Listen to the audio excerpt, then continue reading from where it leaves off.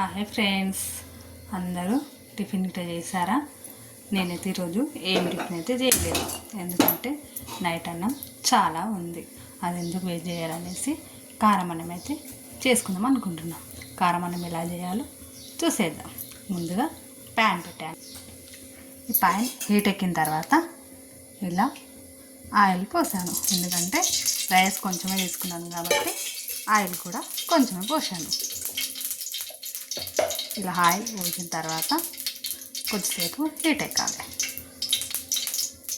తర్వాత ఇందులో కొంచెం జీలకర్ర వేసి కొంచెం వేగనియాలి.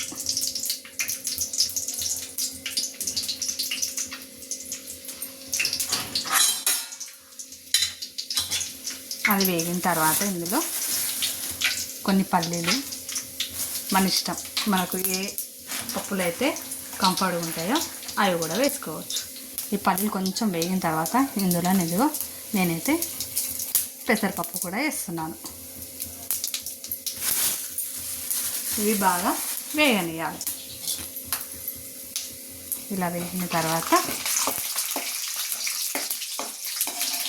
చూడండి, మంచిగా శనగ, పెసరపప్పు, పల్లీలు అయితే మంచిగా వేగాయి. ఇందులోనే మనము కొంచెం అంటే ఒక 2 లేదా 1 పచ్చిమిర్చి వేసుకోవాలి. ఇవి వేగిన తర్వాత ఇంట్లో ఆనియన్ వేసి మంచిగా కలుపుకోవాలి.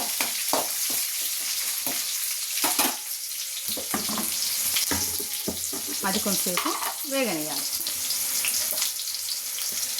తర్వాత అందులోనే కొంచెం వెల్లుల్లి పేస్ట్ వేయాలి. ఆ తర్వాత పసుపు కొంతమందికి ఇష్టం ఉంటుంది, కొంతమందికి ఇష్టం ఉండదు. ఎందుకంటే చాలామంది ఎల్లోగా ఉంటే ఇష్టపడరు. నేనైతే కొంచెం పసుపు కూడా వేస్తున్నాను. ఆ తర్వాత తగినంత సాల్ట్, రుచికి సరిపోయేటంత వేసుకోవాలి. ఎందుకంటే నేను సాల్ట్ కొంచెం ఎక్కువనే తింటాను, కొంతమంది అయితే ఎక్కువ తినరు సాల్ట్. ఇలా మంచిగా వేగిన తర్వాత ఒక 2 నిమిషాలు ఉంచాలి.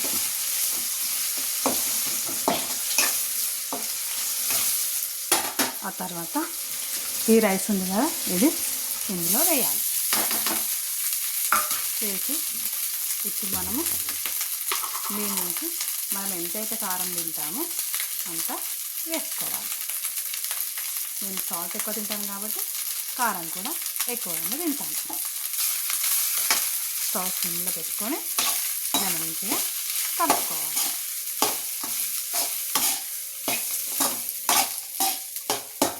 ఇలా అన్నం ఉండకుండా చూసుకోవాలి.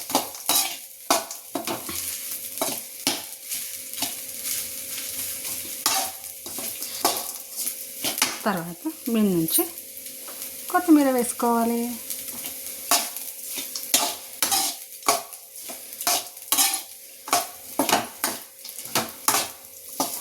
అంతే, నోటికి ఎంతో రుచిగా ఉన్న కారం అన్నం రెడీ.